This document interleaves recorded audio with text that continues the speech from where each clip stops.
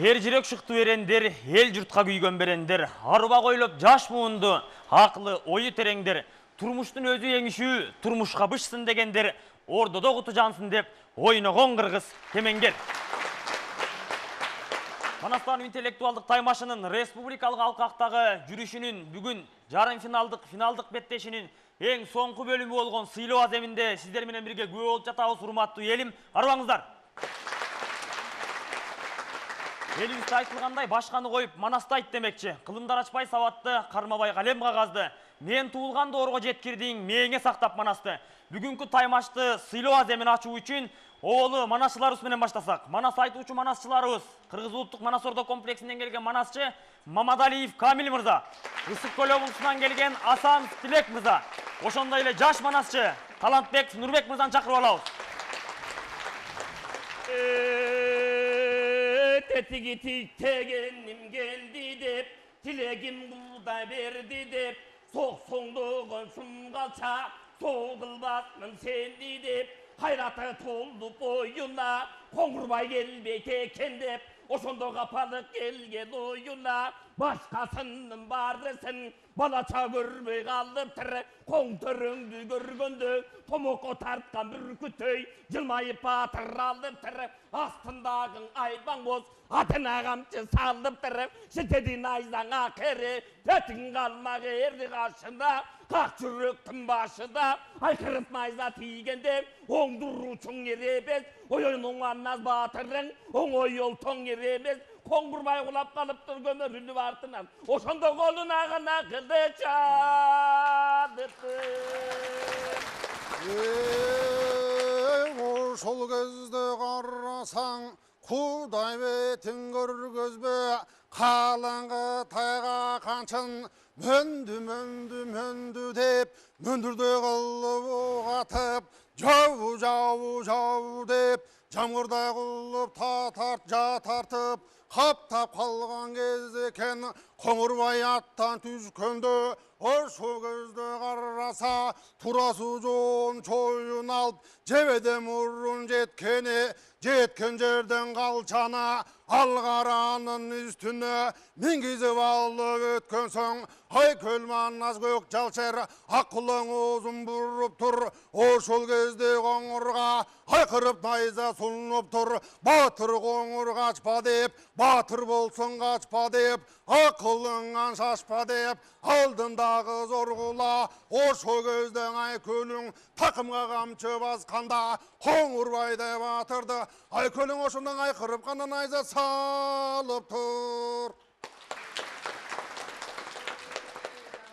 Темір кигендер, жалғызы санға тигендер, пілтерісін кигендер, бірімінге тигендер, жаула қолды салып тұр, кечілдің қаны қоңырға, кел бересіген доңылға, айкөл мана абыдан, баштағыдан түрленіп, ажыдар түрленіп, 40 мың шөрге үрденіп, жабыла жет бар дәлі, жабырбай сыңары, жалынға сал делі, анушынды Қоңырбай ақылынан қылайып, азып кетті көрдің бе, арғанша жерде бүгінді басып кет көрдің бе, анша-мұнша чавалы, ақылынан қылайып, ечіркен шашып еле кеттің көрдің бе. Арқы тәркі таммаса, өлген дүйгін білеміз, айығыштан қармаса, етчегінді қанды түп, өлген дүйгін білеміз, қачыра түгі байзаны, тұндырғанын білеміз, долбасты бүгінде, айғай салла бүгінде, тұндырғанын білеміз, қамырда қылып қытайды, тұрғанын білеміз, қазандағын өртей, құрғанын білеміз, қоқысыңнан жүргеген, тұрғанын білеміз, заманасы Қытайдың тарық кетіп баратат, ачтерін бұдан натпа қырғыз баласы, атаң алып әле кетіп баратат. Манастан интеллектуалдық таймашының бір қанша басқыштарынан басып, ары бір дуандан тандалып, республикалық таймашқа келішіп, андадағы жарым финалдық беттештерді жоғарғы ұпай топтаған тайпаларға демеуші үстін атынан атайын сыйлықтарыбыз бар, анда жігерді қатышқан тайпаларыбыз.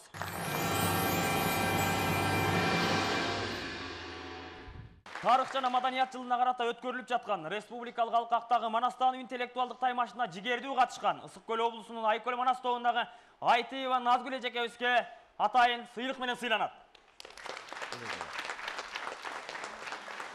Саякова Мерим сыйланат. Канатбекова Айжан сыйланат. Улан уулу Илгиз сыйланат. Бакытова Керес атайын сыйлык менен сыйланат. Ушундай эле сыйлык менен Айкөл Манас тобунун мүчөсү Сүйүнтбек кызы Манат сыйланат.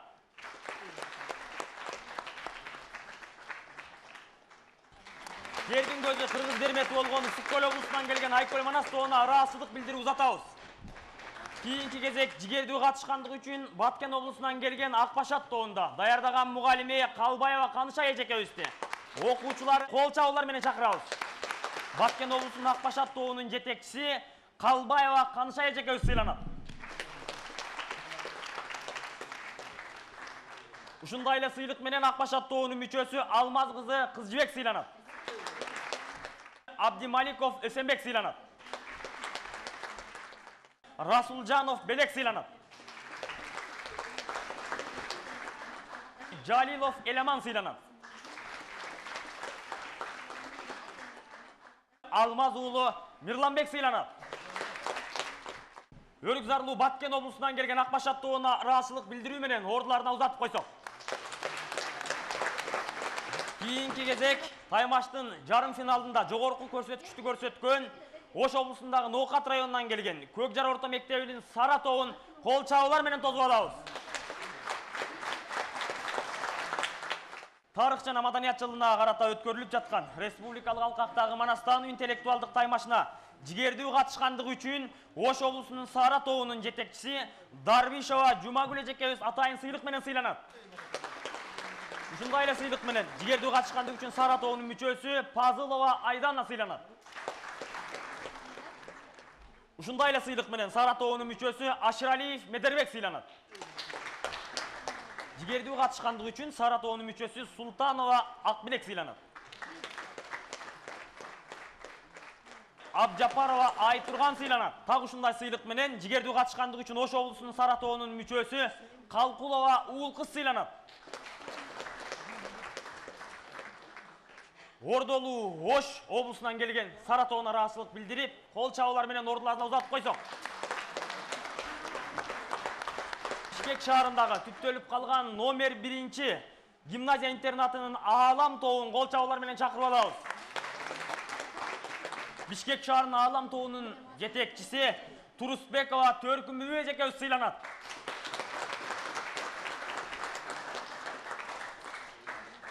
Ушундай эле сыйлык менен Аалам тобунун мүчөсү Абылкасымов Омат сыйланат.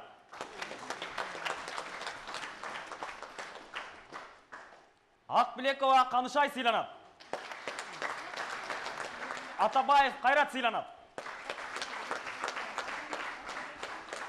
Кайытбеков Санжар сыйланат. Усенов Мирзат сыйланат. Жигердүү катышкан топторго сыйлык тапшырган манасчыларды менен биргеликте Аалам тобунун ордуларына узатып алсак. Манастан интеллектуалдык таймашынын республикалык турунда бүгүнкү сиздер менен биз күбө болуп жаткан сыйлоо аземине атайын куттуктоо үчүн Бала Түрквизион эл аралык сынагында Кыргызстандын намысын коргоп, желегин желбиретип келген биздин жаш кичинекей булбул үндүү ырчыбыз Айдин Нурдиновду кол чабуулар менен тосуп алабыз.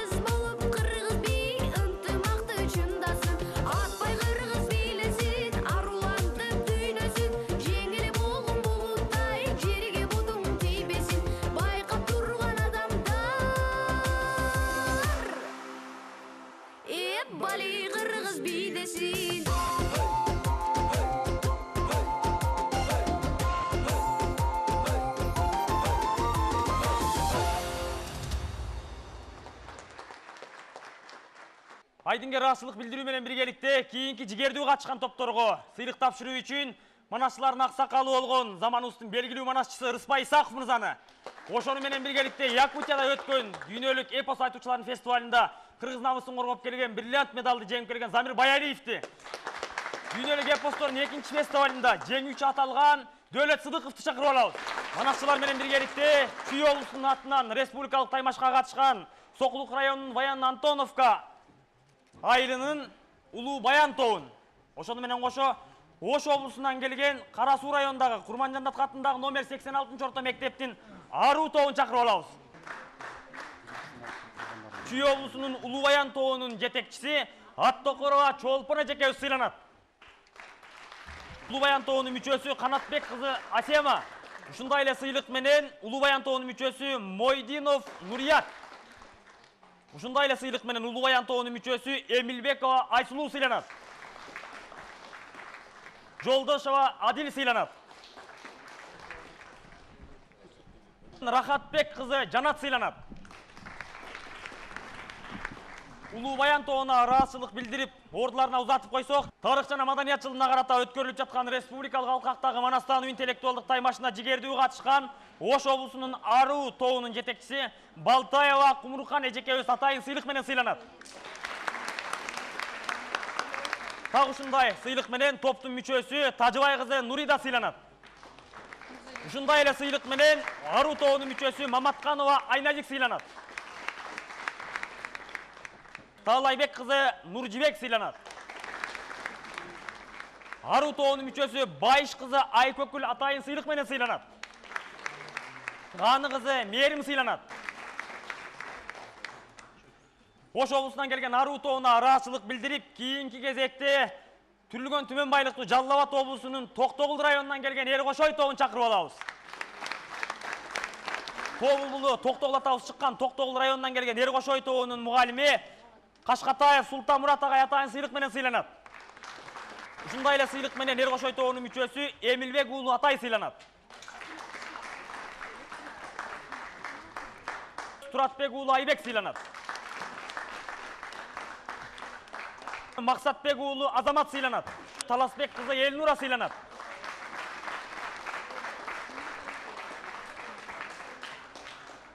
Абдусалам уулу Тайыр сыйланат. Эркошой тобу менен биргеликте сыйлык тапшырган манасчыларды ордуларына узатып алсак. Таймаштын сыйлоо аземинде атайын биздин оюнчуларды жалпы жумурай журтту куттуктап келген эл аралык конкурстардын лауреаты Кыргызстандын булбул үндүү ырчысы эжекебиз Ненаны Кыргызстаным аттуу менен тосуп алабыз.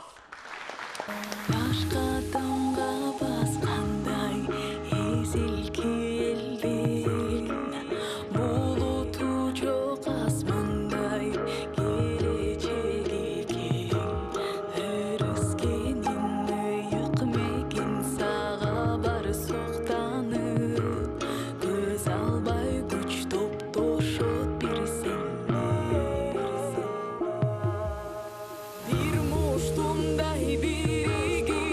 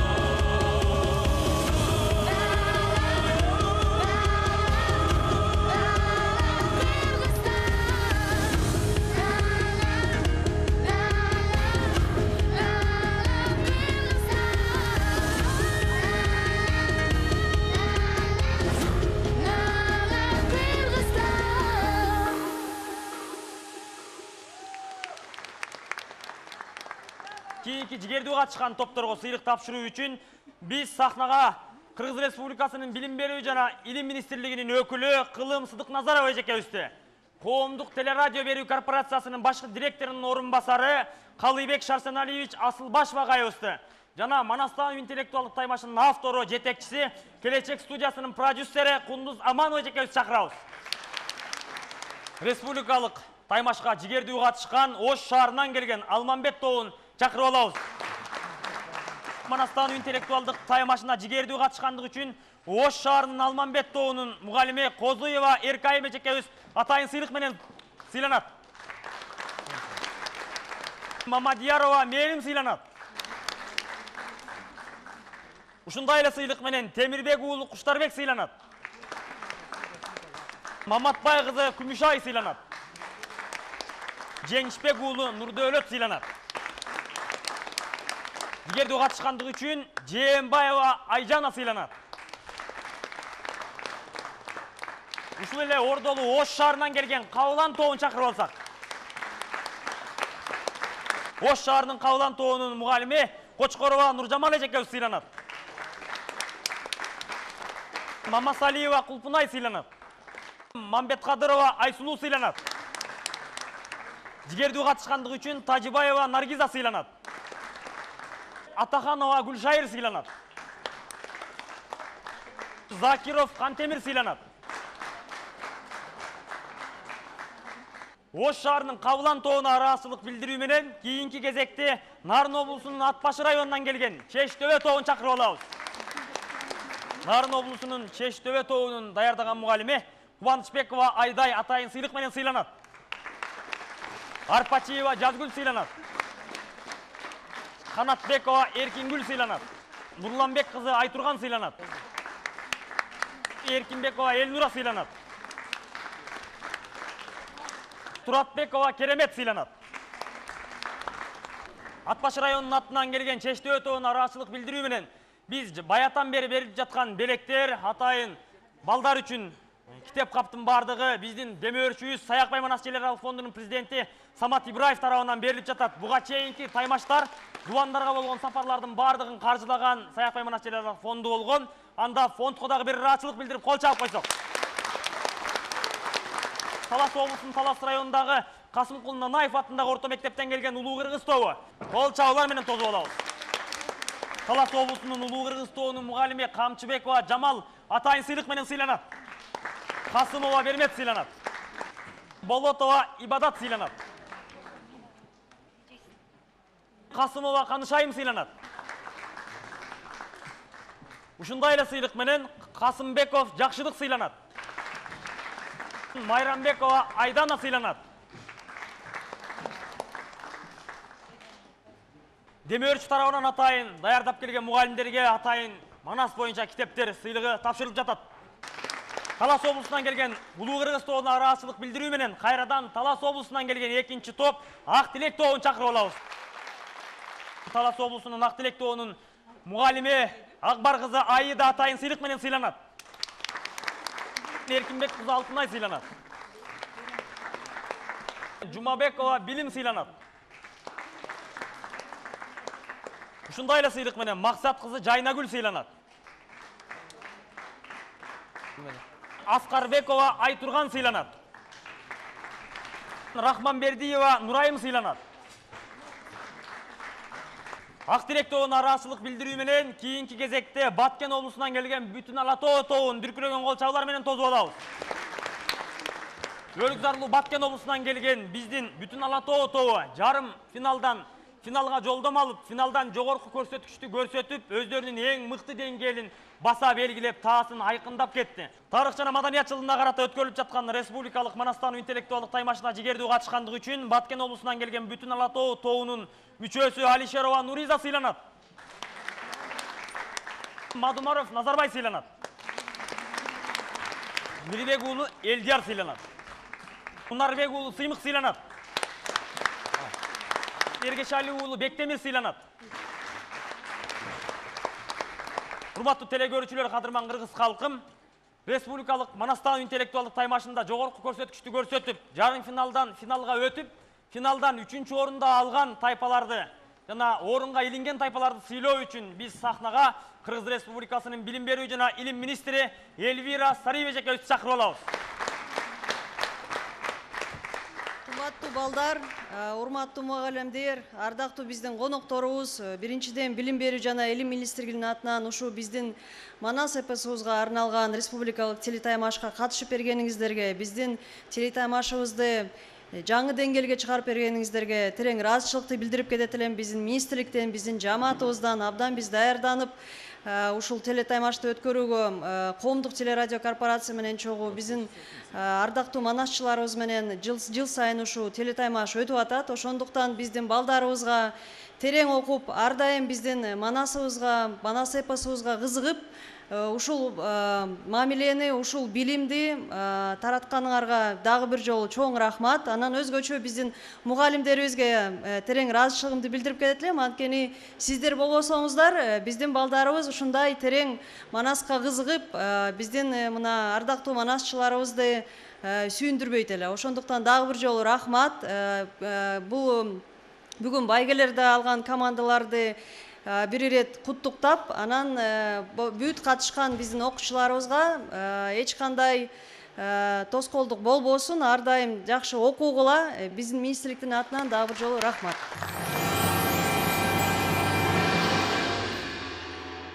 Тарых жана маданият жылына карата өткөрүлүп жаткан республикалык Манастан интеллектуалдык таймашында 3-чү орунду ээлегендиги үчүн 3-чү даражадагы диплом менен Чүй облусунун Аламүдүн районунан келген Кыраандар тобунун жетекчиси Иманкулова Сыйнаш эжекебиз 3-чү даражадагы диплом менен сыйланат. Топтун топ башчысы Атамкулова Алпейим сыйланат.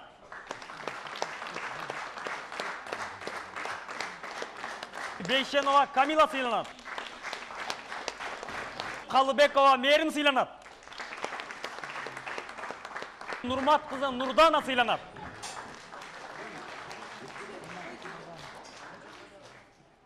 Эсенбаева Жибек сыйланат. Жогорку деңгээлде даярданып келген Кыраандар тобуна ыраазычылык билдирип, биз кийинки кезекте Манастан интеллектуалдык таймашында 2-чи орунду ээлеген Жалал Абад облусунун Тогуз Тoro районунан келген Кырк Шилтен тобун дүркүрөгөн кол чабуулар менен тосуп алабыз.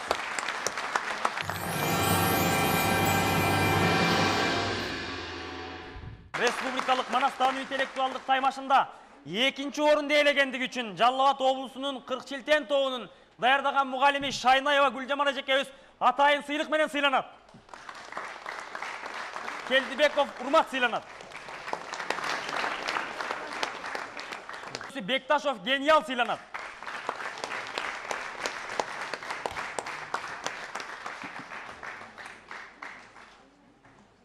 Кыргыз Республикасынын билим берүү жана илим министрлигинин атынан окуучулар атайын планшеттер менен жана 2-чи даражадагы дипломдор менен сыйланып жатат. Ушундай сыйлык менен сыйлануучу Кырк Шилтен тобунун мүчөсү Дайракун кызы Наргиза, Надырбек уулу Арген,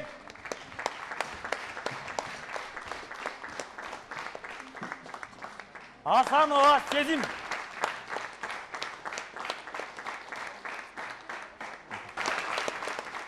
Быйылкы Манастаны телетаймашы абдан кызыктуу болуп көрбөгөндөй талаш тартыш маселелери менен өттү. Мунун өзү дагы жакшы нерсе деп ойлойбуз. Ушундай жакшылыктарга жарышып, жакшылыктарды талашып турсак, Кыргыздын келечеги кең болот. Эми жыйынтыктап айтканда, өзүңүздөр көрдүңүздөр, кээ бир суроолор учурунда такталбай калган убактар болуп калат экен. Маселен, ошол эле Ак Тилек тайпасы берген суроо. Бул Ак Тилек тайпасы Кара Буура районунан, Таластын Кара Буура районунан келген тайпа. Суроону туура эмес түзүп алган. Өздөрү так эсептебей мурунку төрөлгөн жерин айтып атса, ал той болуп аткан окуяны айтып алганда, мына ошол той болуп аткан окуяда анын төрөлгөн жерин айткан окуяны ошол той ошол жерде болду деген ойдо калып калган.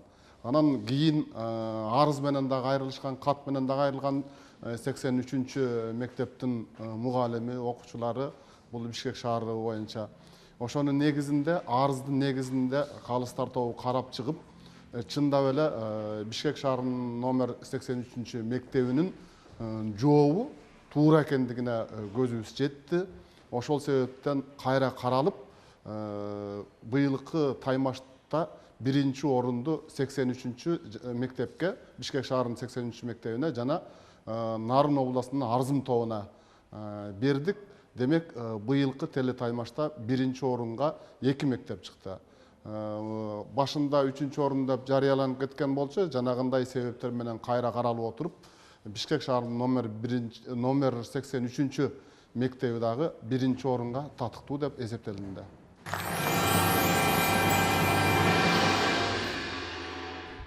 Номер 83 Бишкек шаарындагы мектептин кут тобун чакырып алабыз. Даярдаган мугалими Бектенова Замир эжекебиз. Дайырбек кызы Саадат сыйланат. Кирешеева Гүлайым сыйланат. Сыдыгалиева Аида сыйланат. Эмилбек уулу Тилек сыйланат. Кут тобунун мүчөсү Шаршаналиева Гүлайым сыйланат. Кут тобуна ыраазычылык билдирип, биз кийинки кезекте тарых жана маданият жылына карата өткөрүлүп жаткан республикалык манастануу интеллектуалдык таймашында 1-орунду багындырган Ат Баш районунан келген Арзым тобунун мугалиме Ботбаева Нургүл эжекебиз Кыргыз Республикасынын Билим берүү жана Илим министрлигинин баалуу ноутбуктары жана 1-даражадагы диплому менен сыйланат.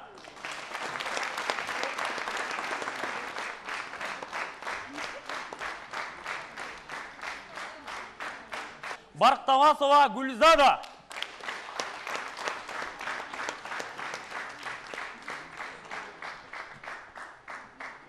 Жумакадыров Адилет,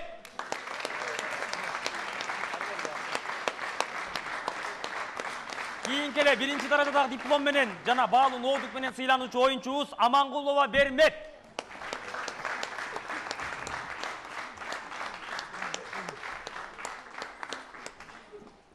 Касымова Гүлайым, Арзым тобунун кийинки оюнчусу Сыргаков Элеман,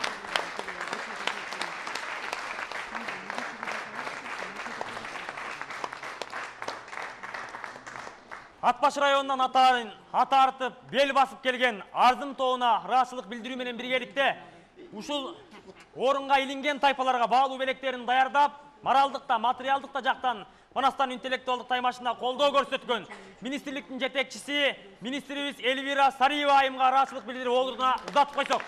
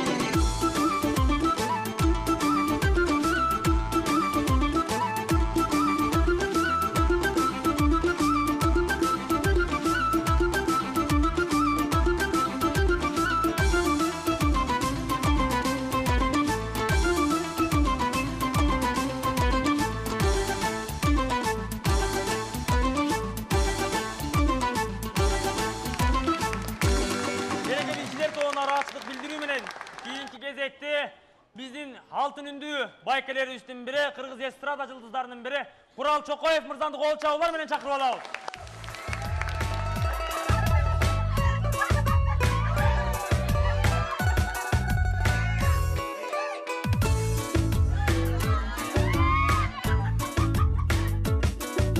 Жагалмай деген чапан куш Жарташка барып конгону жок жазар тең құрбым ой тоба жана жана жайлабыз бирге да болгон жок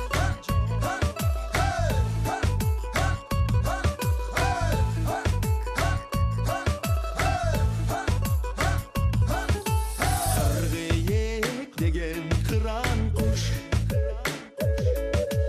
кырташка барып коңгому жок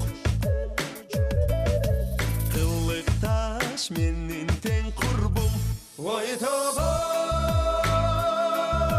жана жана кыштобуз бирге да болгон жок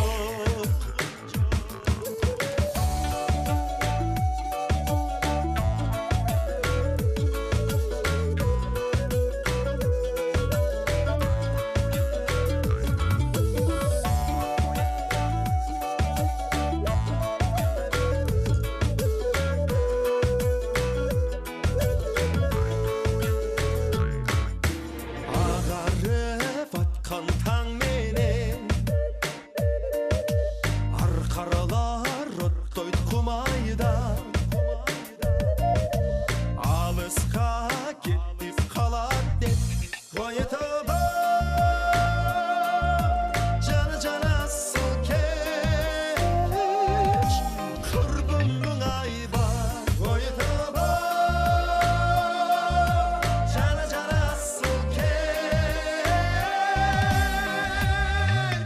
курбумдун айба курбумдун айба курбумдун айба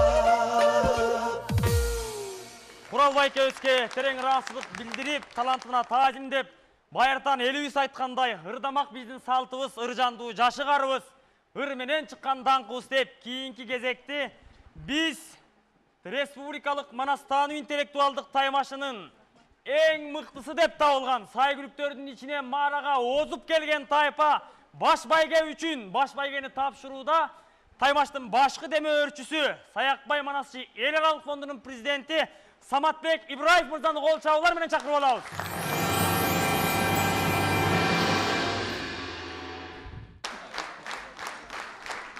Саламатсыздарбы, урматтуу бүгүнкү майрамдын катышуучулары. Бүгүн мына абдан жакшы биздин таймаштын жыйынтыгын чыгарып атабыз. Мен ушул таймашта абдан чоң сабак алдым десем жаңылышпайм. Мени ушу кичинекей балдар, окуучулар көп нерсеге үйрөттү. Буюрса дагы көп нерсени үйрөнүшөбүз. Биринчиден ушу балдарга ушунчалык ыраазы болдум. Силерге чоң рахмат балдар. Келечегиңер кең болсун. Кыргызстандын келечеги ушунчалык кең экенин мына силерди көрүп туруп абдан ынандым. Рахмат силерге балдар. Манасты бизге ушунчалык белек кылып касиетти берип койгондугу үчүн Кудайыма эң миң мертебе рахмат. Биринчиден, экинчиден ушундай жакшы балдарды силердей балдар тарбиялаган эне атаңарга рахмат айткым келет. Үчүнчүдөн, ушундай балдарды ушул жерге алып келип, ушундай билимди берип аткан мугалимдер жааматына сиздерге миң мертебе таазим этемин. Рахмат сиздерге. Биз дагы ушул өзүбүздүн фондубуздун коллективи өзүм баш болуп ушул ишти алып баратабыз. Ушуну дагы алып тереңдетип кете беребиз. Сиздер менен дайыма ушундай кызматташабыз. Мындан кийин мына арзубаган ушул белегибизди сиздерге тапшырып коелу. Бирок айтып кетким келет. Эмки жылы мындан дагы 2 эсе 3 эсе чоң белектер болот. Жакшылап даярданыңыздар. Буюрса ушу Кыргызстандын келечегин түптөөгө барыңыздар салым кошуңуздар. Чоң рахмат. Кыргыз эл айткандай, мээнеттин акыбети бир күнү болбосо бир күнү баары бир кайтат. Өзү студент болуп, бүгүн топ даярдап, буга чейинки таймаштарга эчени ирет катышып, бирок маарага тагдырдын буйругуна ылайык тайгылып мүдүрүлүп, баштапкы орундарга жете албай келген биздин оюнчубуз Манастануу интеллектуалдык таймашынын баштап бери катышып жүргөн катышуучусу Ашырбеков Сүйүндүк бүгүн Ысык Көл облусунун Балыкчы шаарынан Эремет деп топ даярдап келип баш байгени жеңип кетти.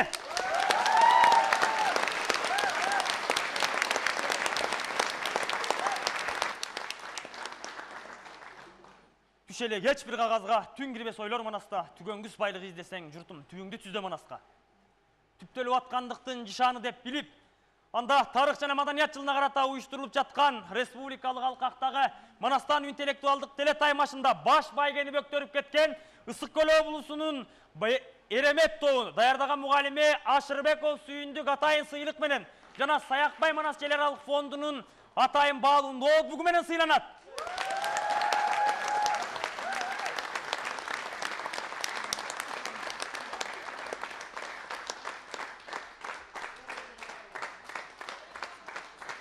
Сансызбаева Гүлгакы сыйланат. Чолпонкул кызы Нуржан сыйланат. Топ башчысы Кубанычбек уулу Гүлжигит сыйланат. Кубанычбекова Айгерим сыйланат.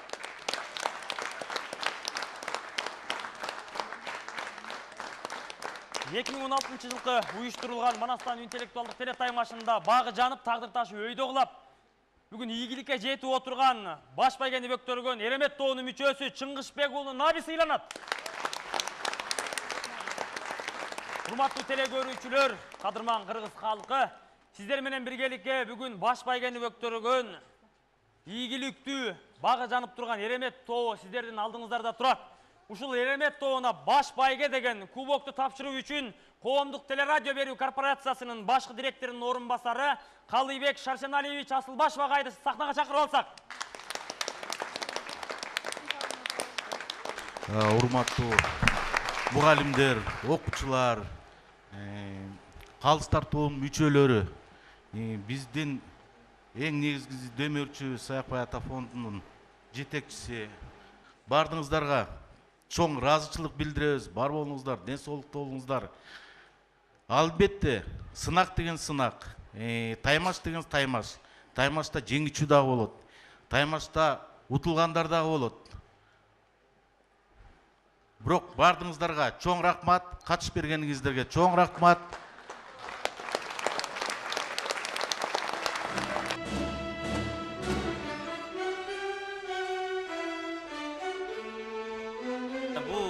Таймаш, бул долбоор өзү деген жаш долбоор, 5 эле жыл болду. 10-15 жылдан бери иштеп келе жатканда долбоорлор бар.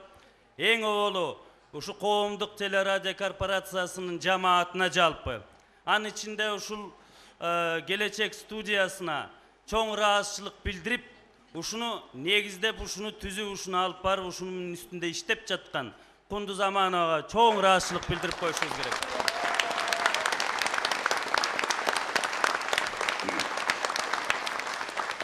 Ушул долбоордо ак көк дебей, жок, барбайм дебей, катышпайм дебей, былк этпей, башынан аягына чейин, тетиги мындан 5 жыл мурда баштап бүгүнкү күнгө чейин келе жаткан манасчыларга ыраазычылык билдирип коюшубуз керек.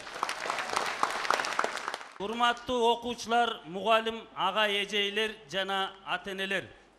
Ушуну кубаттап, колдоп, койгун, окугун, баргын, катышкын деп ошогон үмүт кылган силерге, канат байлаган силерге рахмат, чоң рахмат.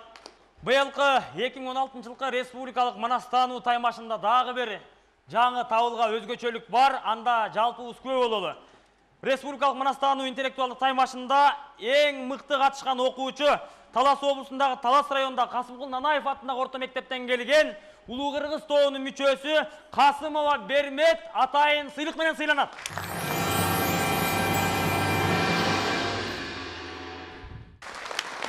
Сыйлыкты филология илимдеринин кандидаты белгилүү Манас беделдүү окумуштуу таланттуу Бакчы Игорга тапшырууда. Ошондой эле республика боюнча эң мыкты дилбаян жазган окуучу Ош шаарындагы Алмамбет тобунун мүчөсү Жээнбаева Айжана. Кочолор менен тосуп алабыз.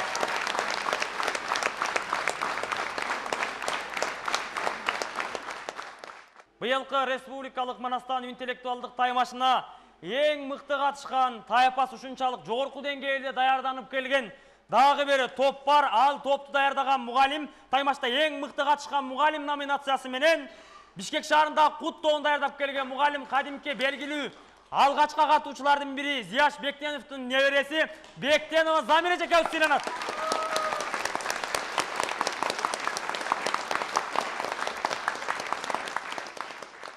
Манастануу телетаймашынын түптөлгөнүнө 5 жыл болуптур.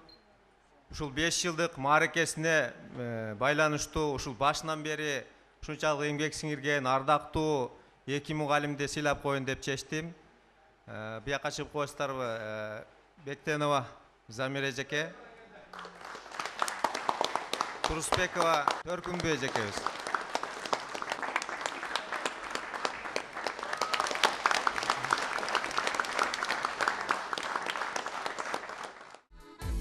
Çatkaldın tosun aşkanda men çar bulut kaptap asmanda Çaçımman sılap oygottun sen çatırda uktap jatkanda Çatırda uktap, çatırda uktap, çatırda uktap jatkanda men Jakşele görüm, jakşele görüm, jakşele görüm özüңdү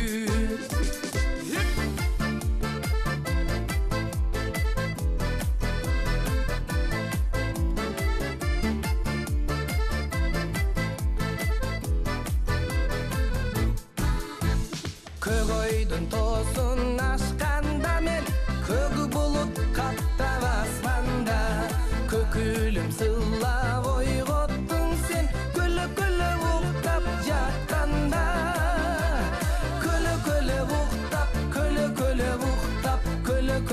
уктап жатканда мен жакшы эле көрөм өзүңдү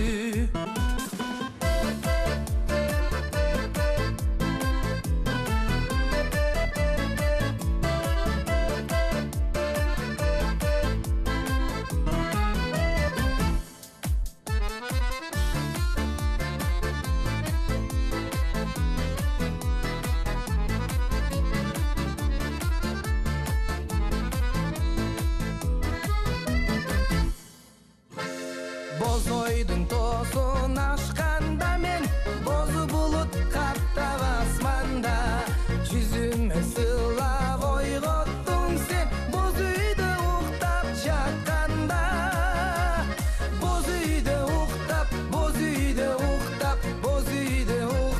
жатканда мен жакшы эле көрөм өзүңдү Çatırda uktap, kölö uktap, boz үйdө uktap jatkanda Jakşı ele göröm özüңdü Hey!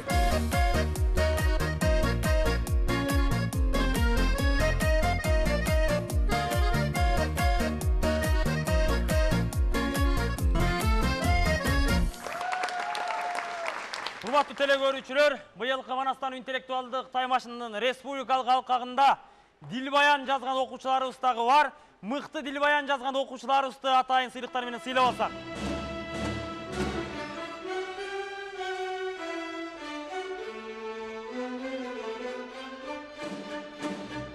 Жалпы күйөрмандарды, Манастануучуларды куттуктап, эл аралык конкурстардын жеңүүчүсү, эл аралык сыйлыктардын лауреаты биздин Булбул Үндү эжекебиз Анжелика айым келген, кол чаап тосуп алабыз.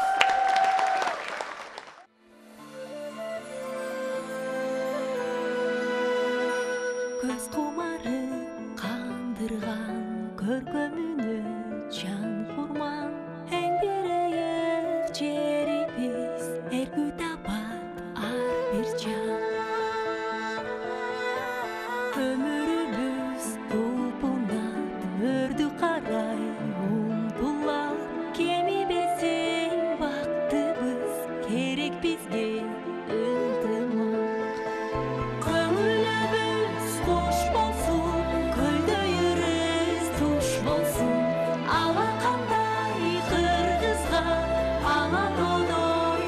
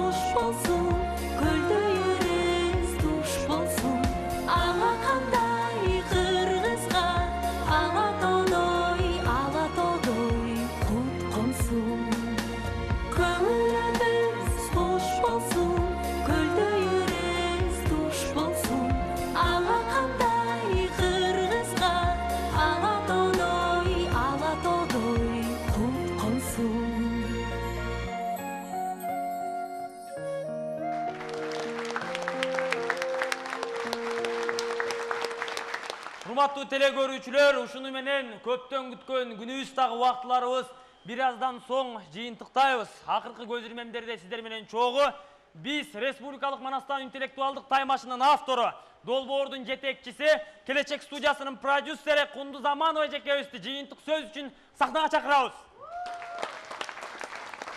Чоң рахмат, урматтуу бүгүнкү катышуучулар. Бул биздин майрамыбыз, ошон үчүн майрамыңыздар менен десек болот. Анткени бул чоң майрамда Манас майрамы болуп жатат.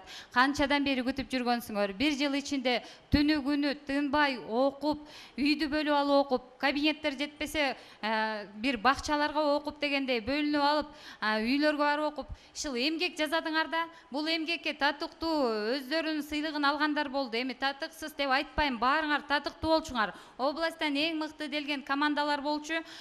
Бирок оюн деген оюн билесиңер, тагдыр ташы кимге куласа ошол жагы жеңет экен. Булар татыктуу алды деп ойлойм бул жылы.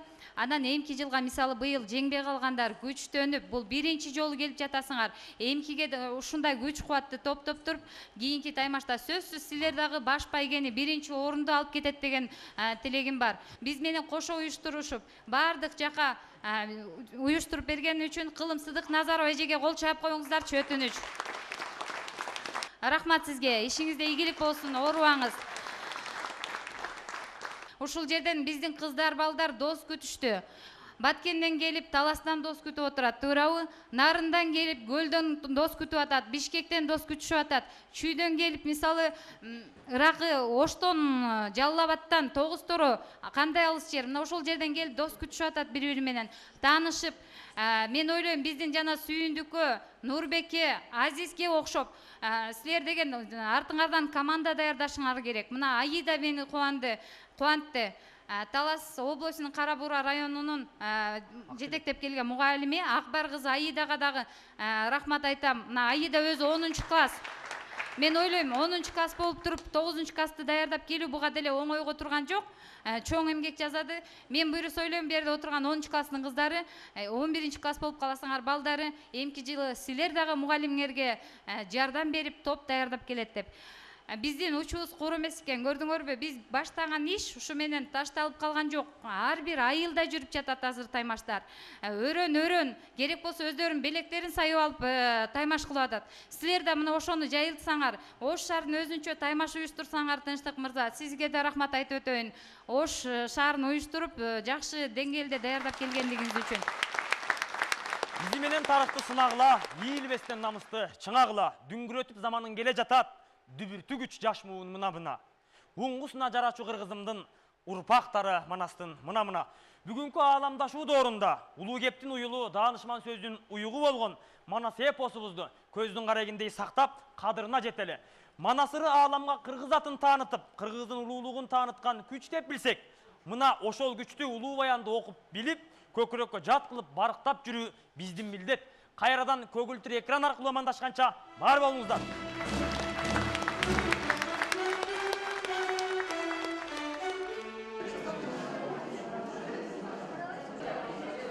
Урматтуу теле көрүүчүлөр, тарых жана маданият жылына карата өткөрүлгөн республикалык алкактагы Манастануу интеллектуалдык теле таймашы соңуна чыгып, өзүңүздөр баамдагандай жеңүүчүлөргө баалуу белектер тапшырылды. Ошондой эле сыйлоо аземинен кийин аймактардан келген окуучуларга Устат Шакирт салттуу музыкалык борборунун колдоосу менен Гапар Айтиев атындагы Кыргыз улуттук көркөм сүрөт музейине саякат жасалып, театрлаштырылган спектакль жана концерт көрсөтүлдү. Кудай берип жараткан кубат кошотту бүйүткө, адамдыктан карачы кыргыз болгон соң, кыйладан келген Манастын биз кадырын биле жүрөлү, тарыхта калган керегиде тамырын биле жүрөлү, жанга келген кыргыздай ой, биз калдын жарыгын биле жүрөлү.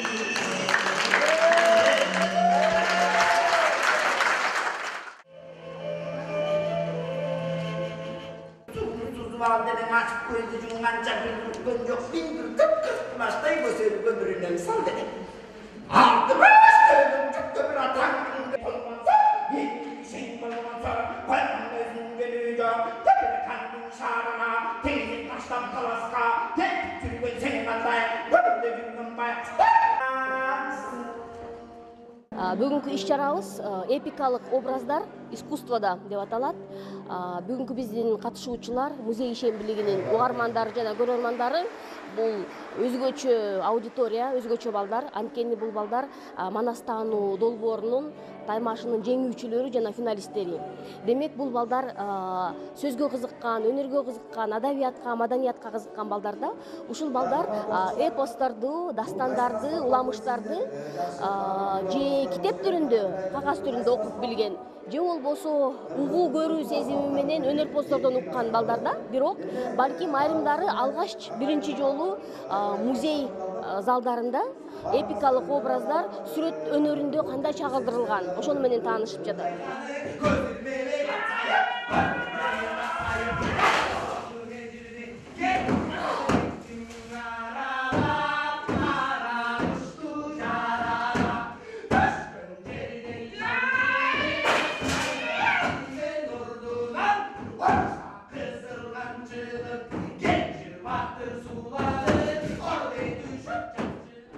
Мен Ош областынын Окот районунун Саратовдун мүчөсүмүн.